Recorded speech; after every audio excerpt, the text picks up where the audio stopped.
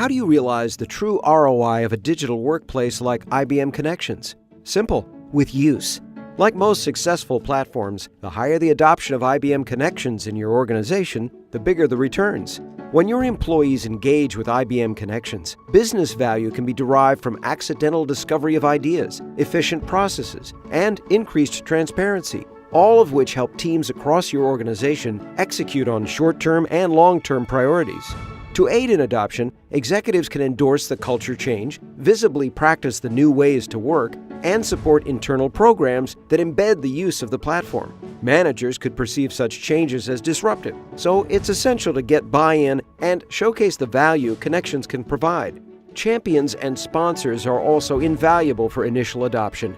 Champions can use their peer-to-peer influence to leverage the network effect, while sponsors can help provide credibility to other executives and managers.